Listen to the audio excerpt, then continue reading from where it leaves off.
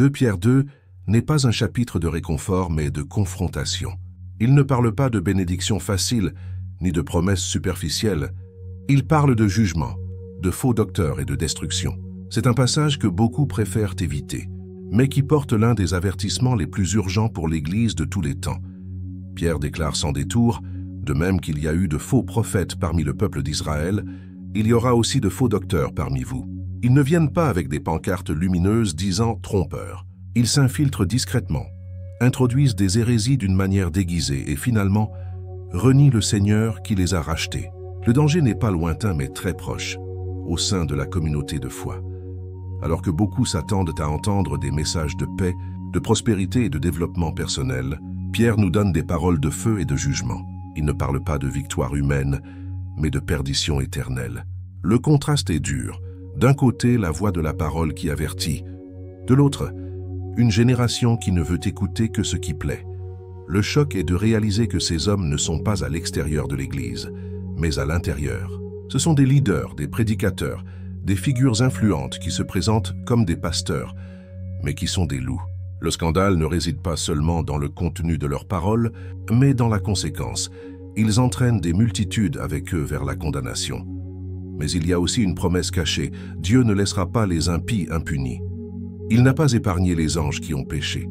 Il n'a pas épargné l'ancien monde. Il n'a pas épargné Sodome et Gomorrhe. De même, le jugement viendra. Cependant, de même qu'il a délivré Noé et Lot, le Seigneur s'est gardé les justes au milieu du chaos. Cette vidéo est un appel à ouvrir les yeux sur la vérité ignorée dans 2 Pierre 2.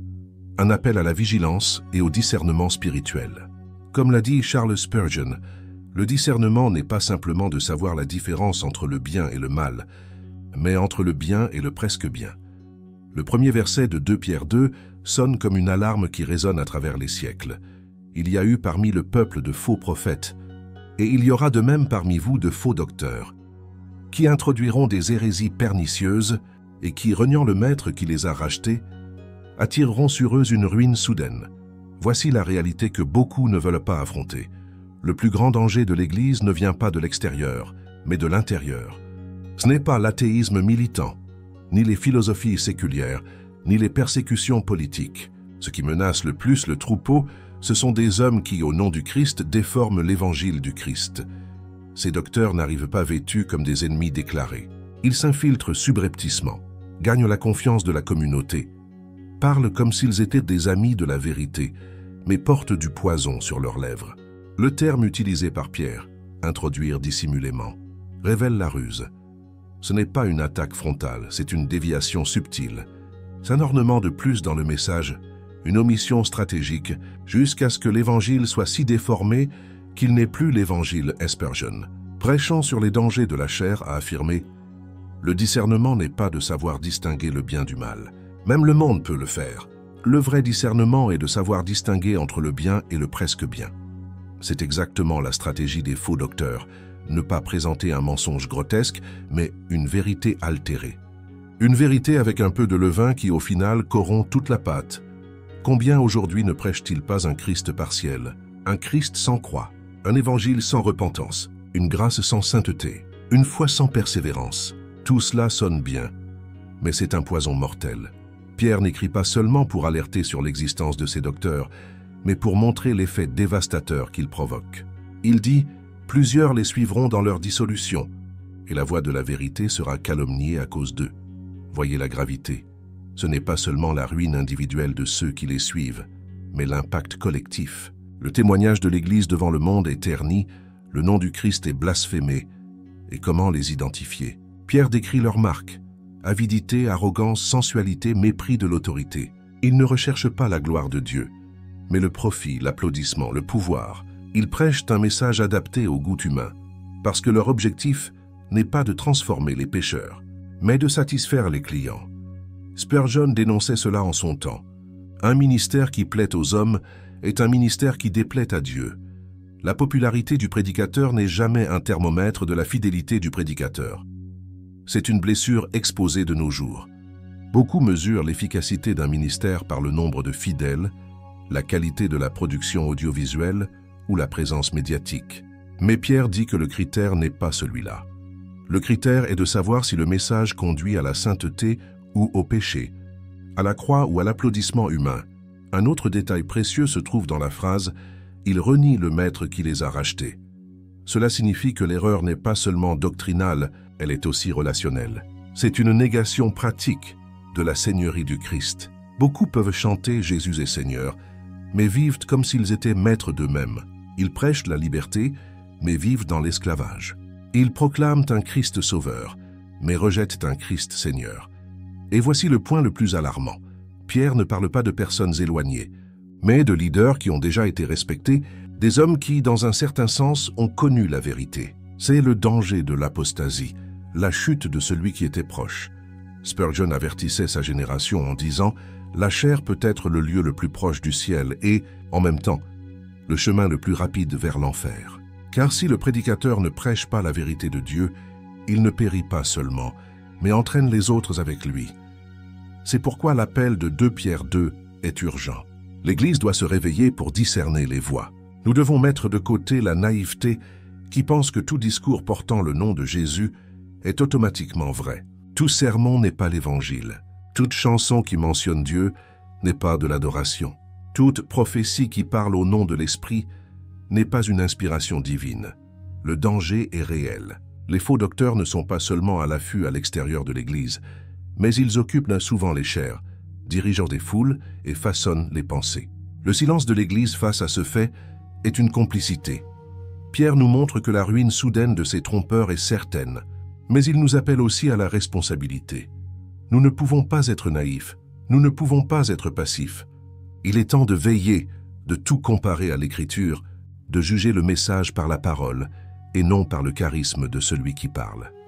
Ainsi commence l'avertissement de l'apôtre, une alerte contre l'infiltration de la tromperie, un appel à la vigilance spirituelle. Si 2 Pierre 2 est dans la Bible, c'est que Dieu veut que nous soyons attentifs. Le danger est invisible, mais réel, et seuls ceux qui demeurent dans la vérité seront préservés. Après avoir exposé le danger des faux docteurs, Pierre ne laisse aucun doute quant à leur destin. Le jugement de Dieu est inévitable.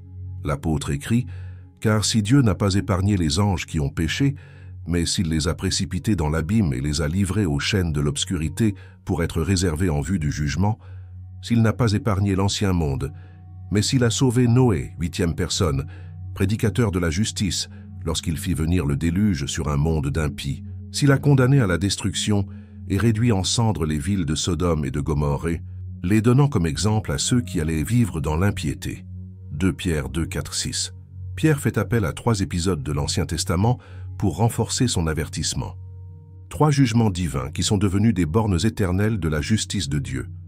Les anges déchus, le déluge au temps de Noé et la destruction de Sodome et Gomorrhe. Chaque exemple est une preuve que le Seigneur ne laisse jamais le péché sans réponse. Premièrement, les anges, créatures célestes, qui même devant la gloire de Dieu se sont rebellés. Le jugement n'a pas tardé. Ils ont été précipités en enfer, enchaînés dans les ténèbres. Si même des êtres spirituels dotés de puissance n'ont pas échappé à la condamnation, quel espoir auront des hommes mortels qui osent se moquer de la vérité? Ensuite, l'ancien monde. Au temps de Noé, l'humanité était corrompue, livrée à la violence et à l'impiété. Dieu n'a pas épargné cette génération. Le déluge est venu comme une sentence irréversible, et seules 8 personnes ont été sauvées. Le jugement a été total. Le message est clair. Le péché collectif ne restera pas impuni. Enfin, Sodome et Gomorrhe. Des villes qui ont sombré dans l'immoralité, la perversion et l'orgueil. Elles ont été réduites en cendres, devenant un symbole du destin de ceux qui vivent dans l'impiété. Pierre rappelle cet épisode pour dire que de telles histoires ne sont pas seulement de vieux souvenirs, mais des avertissements actuels.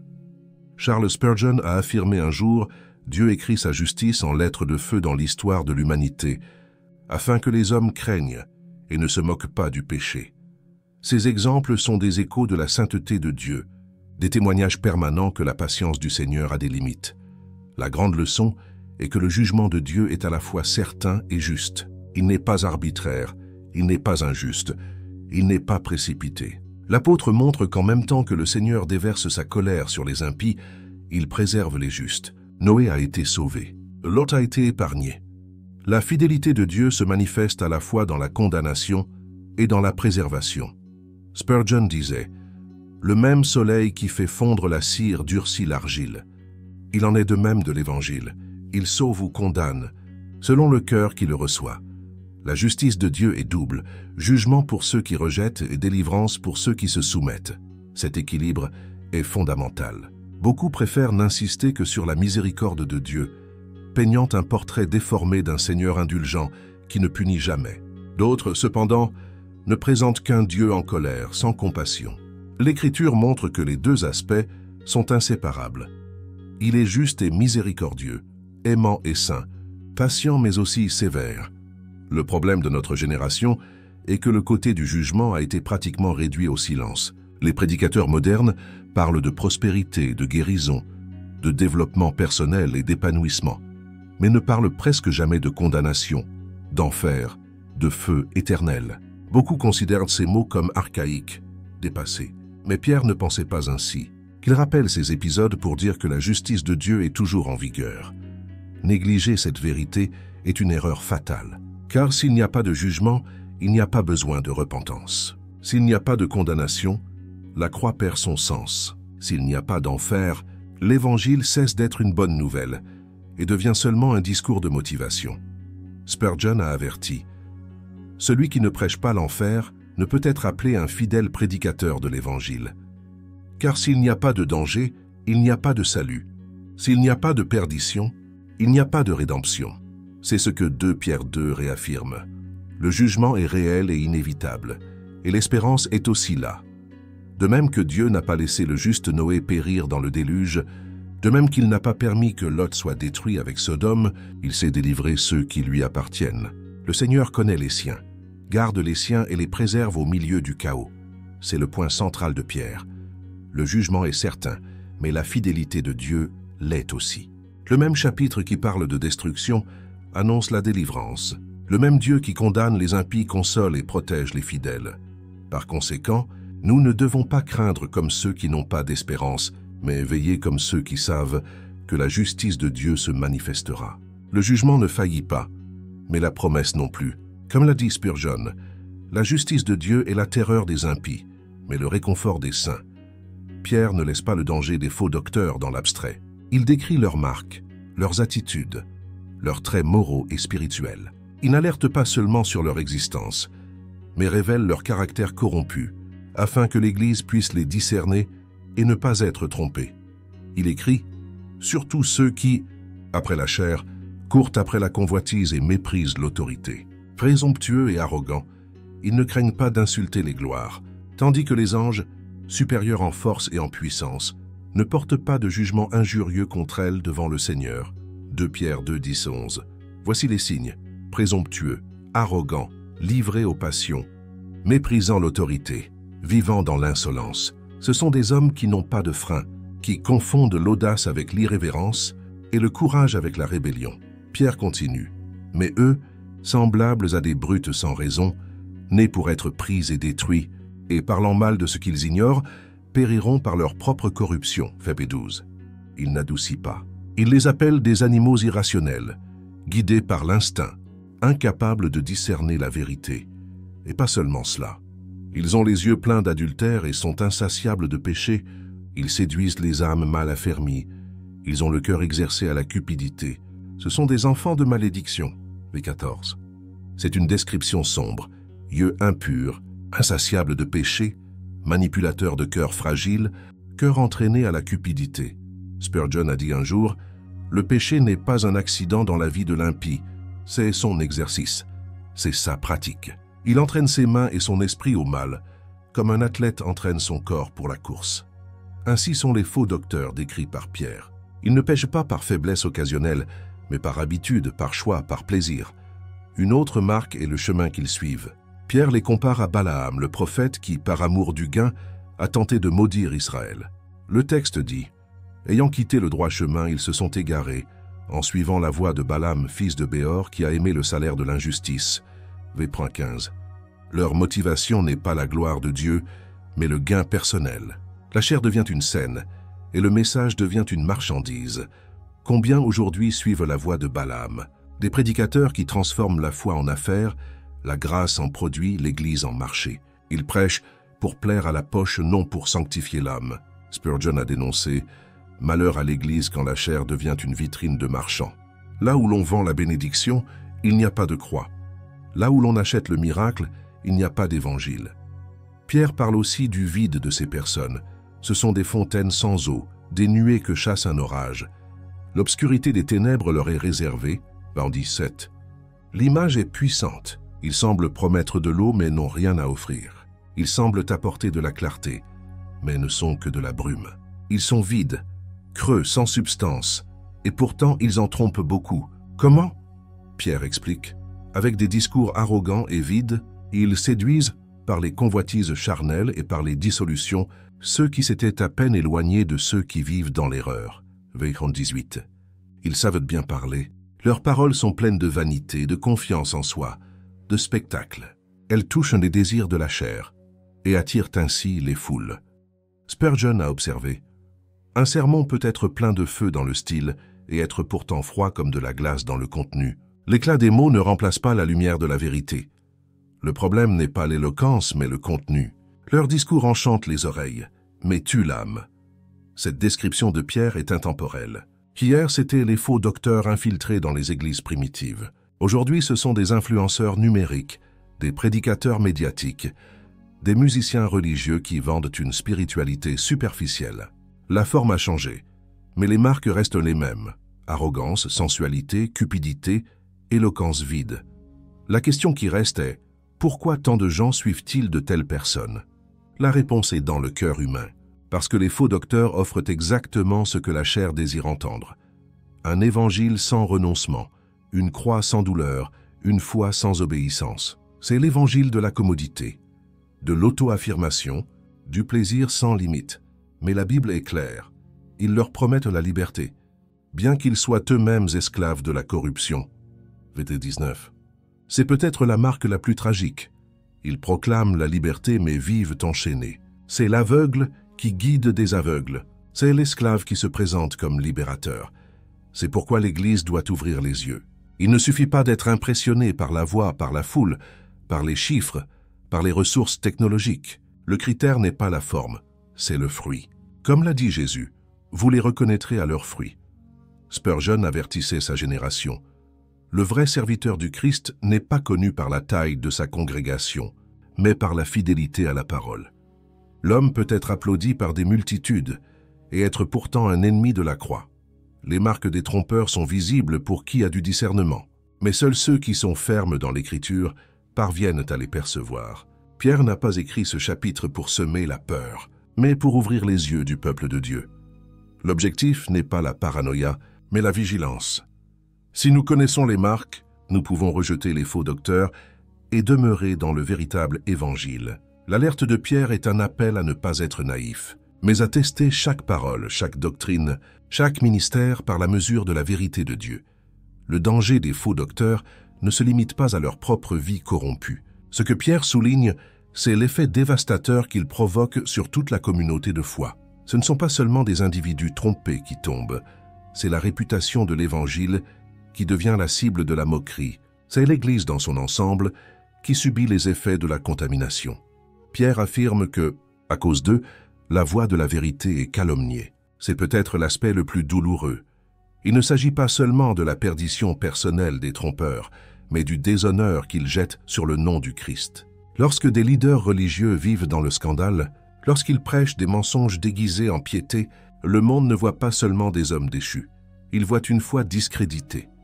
Combien de fois, au cours de l'histoire, la cause du Christ a-t-elle été embarrassée à cause de prédicateurs corrompus, de mercenaires déguisés en pasteurs? Et combien de fois la société a-t-elle pointé du doigt en disant « Si tel est l'Évangile, nous ne voulons rien avoir avec lui ». C'est l'impact que Pierre dénonce. Charles Spurgeon, en y réfléchissant, a déclaré « Aucune blessure n'est aussi mortelle pour l'Église que celle faite de l'intérieur. Le monde peut se moquer de nous, il peut nous persécuter, mais rien ne détruit plus que la trahison de ceux qui parlent au nom du Christ sans vivre pour le Christ. » C'est un paradoxe. Alors que l'Église est appelée à être le sel de la terre et la lumière du monde, beaucoup de ceux qui devraient éclairer deviennent des ténèbres. Le sel qui devrait préserver devient insipide, et au lieu de vie, il produit de la pourriture. L'impact interne est également profond. Les faux docteurs divisent la communauté. Ils créent des factions, engendrent des querelles, encouragent les envies et les compétitions. Au lieu de l'unité dans l'Évangile, ils promeuvent des rivalités qui corrompent la foi.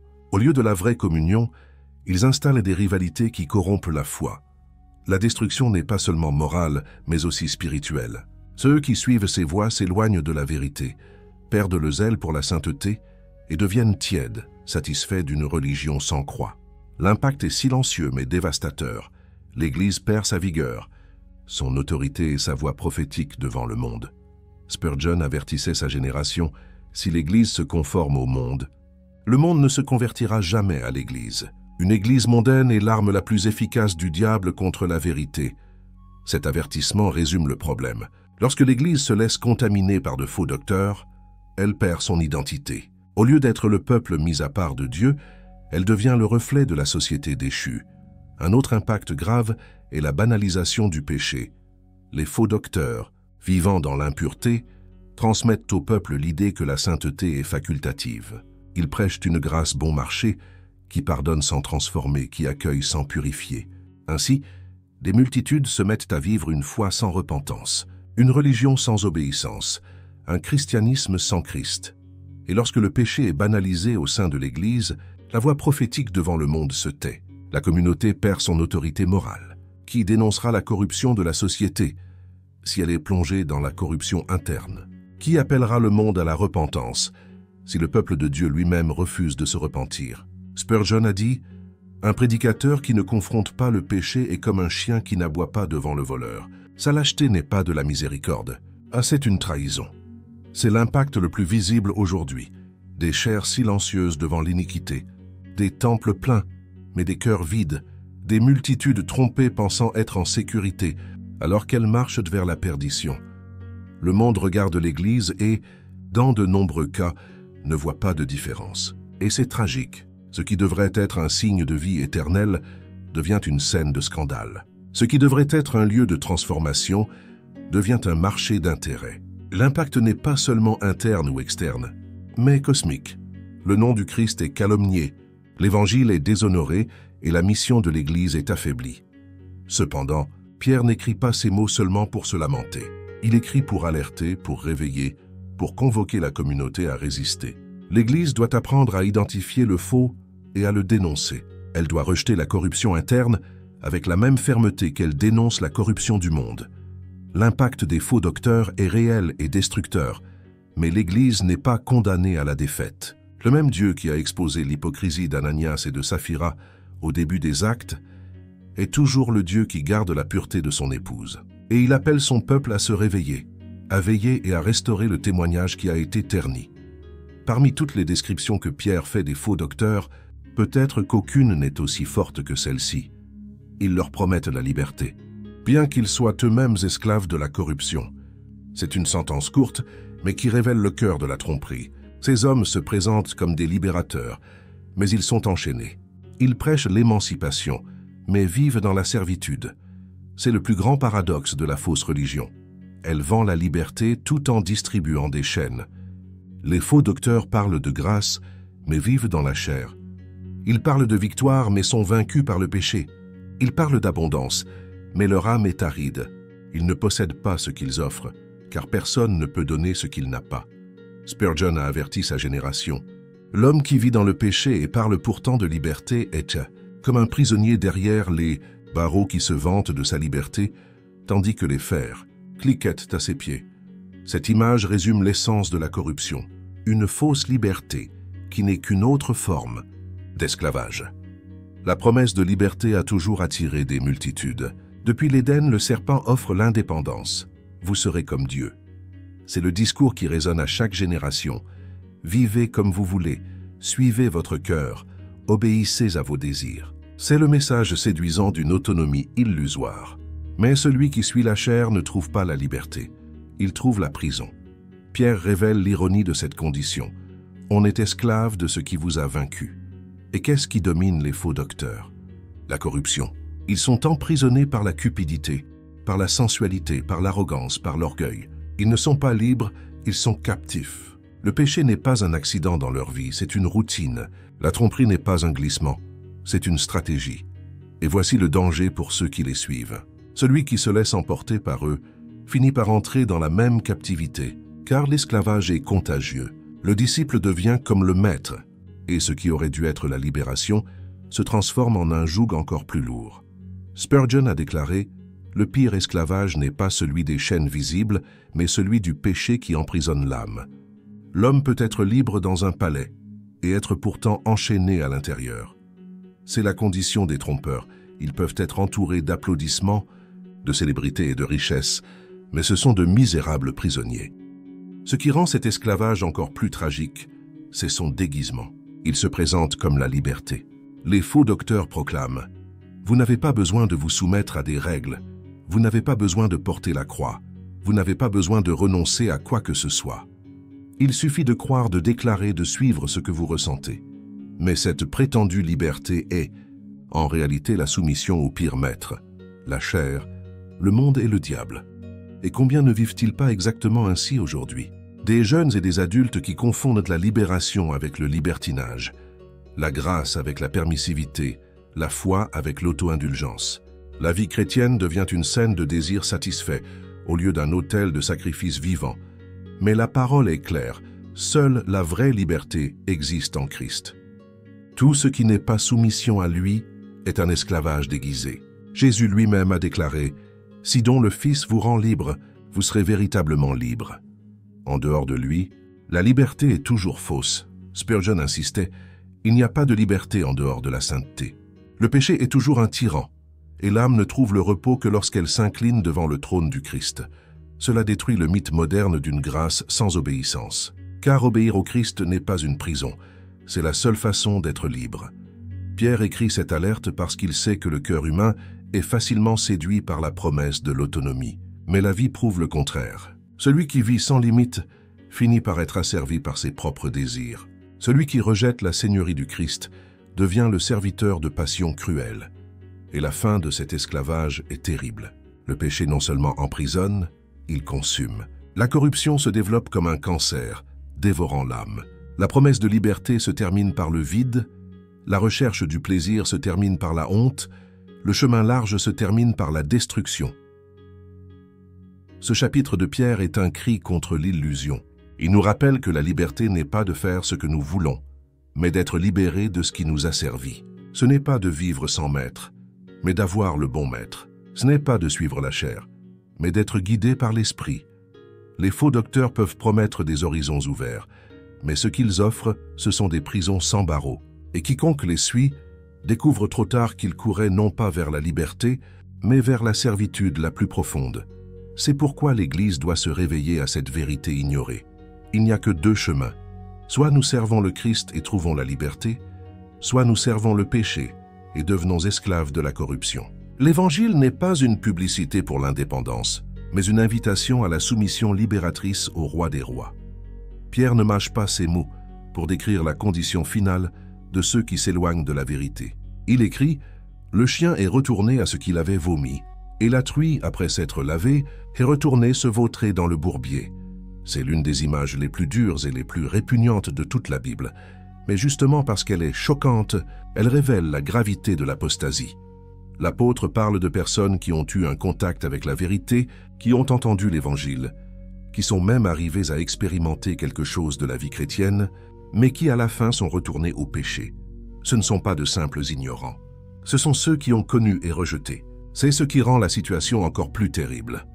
La métaphore du chien et de la truie montre que le changement n'a jamais été profond. Le chien peut vomir, mais il reste un chien.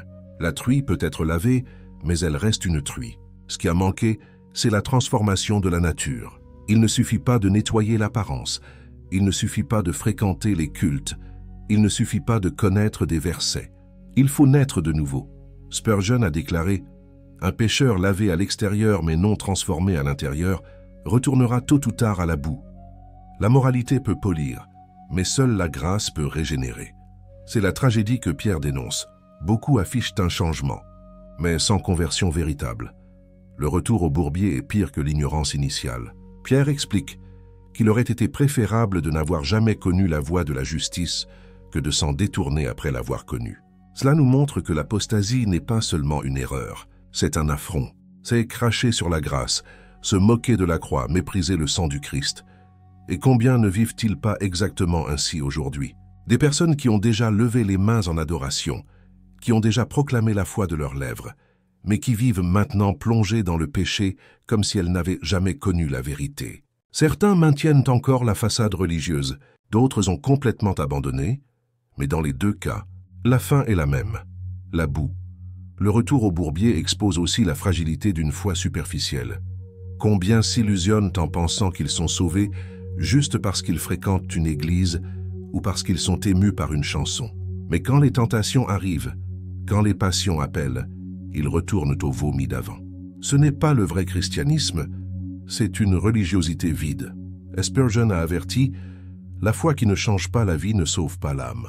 Un christianisme sans sainteté n'est qu'un autre nom pour la tromperie. Le problème n'est pas la faiblesse occasionnelle, mais l'absence de transformation intérieure. Le chien revient toujours à son vomi parce qu'il reste un chien. La truie revient toujours au bourbier parce qu'elle reste une truie. Le plus alarmant est que beaucoup apostasient, non pas d'un coup, mais peu à peu. D'abord, ils se relâchent dans la prière. Ensuite, ils cessent de lire la parole. Puis ils commencent à justifier de petits péchés. Bientôt, la conscience est cautérisée. Et quand ils s'y attendent le moins, ils sont à nouveau immergés dans la vie qu'ils disaient avoir quittée. Telle est la nature trompeuse du péché. Il ne se contente jamais de peu. Il tire toujours en arrière. Il entraîne toujours vers le bas. Il conduit toujours au bourbier.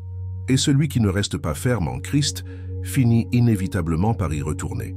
Spurgeon comparait cette réalité en disant « Le péché est comme un aimant pour le cœur non régénéré. Vous pouvez l'éloigner pendant un certain temps, mais s'il n'y a pas de nouvelle vie à l'intérieur, il sera à nouveau attiré vers le même abîme. » Le retour au bourbier n'est pas seulement un échec moral, c'est une preuve qu'il n'y a jamais eu de conversion authentique. C'est la preuve que la semence est tombée parmi les épines ou sur un sol pierreux et n'a pas produit de vrais fruits. Pierre écrit cet avertissement pour réveiller l'Église. Il ne veut pas que les croyants vivent d'apparence, mais qu'ils expérimentent la vraie régénération. Car seule la transformation intérieure par le Saint-Esprit peut nous empêcher de retourner à la boue. Ce chapitre de la lettre est comme un miroir devant l'Église de tous les temps. Il nous oblige à nous demander « Ma foi est-elle réelle ou n'est-elle qu'une façade? Ma vie a-t-elle vraiment été transformée? Ou suis-je seulement temporairement propre à l'extérieur? Ai-je une nouvelle nature ou suis-je toujours la même truie déguisée? » La seule espérance contre le retour au bourbier est de demeurer en Christ quotidiennement. Il n'y a pas de neutralité. Celui qui ne grandit pas recule. Celui qui ne se nourrit pas de la parole cède à la chair. Celui qui ne veille pas retourne inévitablement au péché. C'est pourquoi Pierre écrit de manière si dure, parce qu'il sait que la tromperie est réelle et que sans vigilance et persévérance, même ceux qui ont un jour semblé fermes peuvent tomber. Le choc de l'image du chien et de la truie est le cri de Dieu appelant son peuple à ne pas jouer avec la foi. Spurgeon a conclu cette pensée ainsi. « Je préfère être un pécheur conscient de sa misère qu'un hypocrite satisfait de son illusion. Le premier peut être sauvé, le second est déjà perdu. Après avoir exposé le danger des faux docteurs, le jugement inévitable, les marques de la corruption, l'impact sur l'Église et le retour au bourbier, Pierre conclut son avertissement par un appel implicite à la vigilance. Le chapitre n'est pas seulement une description sombre de l'apostasie, c'est une convocation pour que les croyants vivent attentifs, fermes et discernant chaque esprit. La vigilance est le mot-clé. L'Église ne peut pas se permettre le luxe de la naïveté. Il ne suffit pas de reconnaître qu'il existe de faux docteurs. Il faut apprendre à leur résister, à ne pas être entraîné par leurs paroles séduisantes, à rester inébranlable dans la vérité. Spurgeon disait « Satan ne dort jamais, et ses serviteurs non plus. Si l'Église s'endort dans l'indifférence, elle se réveillera avec l'ennemi dans la chair. » Cet avertissement résume l'essence de ce que Pierre transmet. La bataille est constante, et seuls ceux qui veillent restent debout. La vigilance commence dans le cœur. Avant d'identifier les faux docteurs à l'extérieur de nous, nous devons nous sonder nous-mêmes. Combien tombent parce que, au fond, ils nourrissaient déjà en secret les mêmes passions que les trompeurs proclament. Le faux enseignement ne trouve un terrain fertile que là où il y a un désir d'un évangile plus facile, d'une grâce sans croix. La vigilance est aussi communautaire. L'Église doit être gardienne de la vérité, non seulement individuellement, mais collectivement. Lorsqu'un frère ou une sœur commence à suivre des enseignements déformés, il est de la responsabilité de la communauté d'avertir, de corriger et de restaurer. Le silence devant l'erreur est une complicité. Pierre nous rappelle que Dieu sait délivrer les hommes pieux de l'épreuve. C'est un réconfort, mais aussi un appel à la responsabilité. Le Seigneur préserve les siens, mais la vigilance est le moyen par lequel il nous garde. Celui qui néglige la prière, la parole et la communion devient une proie facile. Spurgeon a affirmé « La prière est la sentinelle de l'âme. Quand elle se tait, l'ennemi avance. » C'est le secret de la vigilance. Ce n'est pas de la paranoïa, c'est de la dévotion. Ce n'est pas la peur de l'erreur, mais l'attachement à la vérité. Le chrétien vigilant ne marche pas en se méfiant de tout, mais en étant affermi sur le rocher qui ne vacille pas. Un autre aspect de la vigilance est le courage de confronter. Les faux docteurs prospèrent lorsque l'Église se tait. Mais lorsque des hommes et des femmes se lèvent, remplis de l'esprit pour proclamer la vérité, la tromperie perd de sa force. L'histoire montre que tout vrai réveil a été précédé par des prédicateurs qui n'ont pas eu peur de dénoncer le péché. Spurgeon, au milieu du modernisme théologique de son époque, a déclaré « Je préfère être fidèle au Christ et avoir le monde contre moi que de plaire au monde et avoir le Christ contre moi. » C'est la posture de la vigilance. Préférer la vérité à l'applaudissement, la fidélité à la commodité, la croix au confort. Pierre nous montre que la lutte n'est pas seulement externe, mais interne. Le plus grand ennemi de l'Église n'est pas à l'extérieur d'elle, mais à l'intérieur. C'est pourquoi la vigilance doit être constante. Nous ne pouvons pas baisser la garde à aucun moment. La séduction de la tromperie est subtile, et même les élus pourraient être trompés, si c'était possible. Mais la bonne nouvelle est que Dieu est fidèle. Il préserve les siens. Il fortifie ceux qui se confient en lui. Il donne le discernement à ceux qui cherchent sa face. La vigilance n'est pas seulement notre responsabilité. C'est aussi le fruit de la grâce. Nous veillons parce que l'Esprit nous réveille, parce que le Christ intercède pour nous, parce que le Père nous soutient. L'avertissement de Pierre résonne aujourd'hui comme jamais. L'Église doit se réveiller. Ce n'est pas le temps du divertissement, mais de la vigilance. Ce n'est pas l'heure des messages légers, mais de la proclamation ferme. Ce n'est pas le moment de l'installation, mais de la ferveur. Spurgeon a conclu ainsi une de ses prédications. Le chrétien qui ne veille pas est déjà vaincu, mais celui qui garde les yeux sur le Seigneur ne sera jamais embarrassé. C'est l'appel de 2 Pierre 2, ouvrir les yeux, discerner la tromperie, rejeter le faux et demeurer dans le véritable évangile du Christ. Que nous ne soyons pas des chiens qui retournent à leur vomi, ni des truies qui retournent à la boue, mais des enfants qui demeurent dans la lumière. La lutte est réelle, le jugement est certain, mais la victoire est assurée pour ceux qui veillent et gardent la foi jusqu'à la fin. Si ce message vous a parlé, laissez votre j'aime maintenant. Cela aide la parole à atteindre encore plus de personnes. Écrivez ici dans les commentaires « Je veux rester vigilant dans la vérité du Christ ». Ce sera le signe que vous avez entendu l'alerte de 2 Pierre 2 et que vous êtes décidé à vivre dans la fidélité au Seigneur. Et n'oubliez pas, abonnez-vous à la chaîne L'École du Prince et activez la cloche pour ne pas manquer les prochaines vidéos. Ici, nous continuerons à proclamer la vérité de la parole sans coupe, sans dilution et sans crainte de déplaire, car, comme le disait Charles Spurgeon, la vérité de Dieu n'est jamais populaire, mais elle est toujours nécessaire.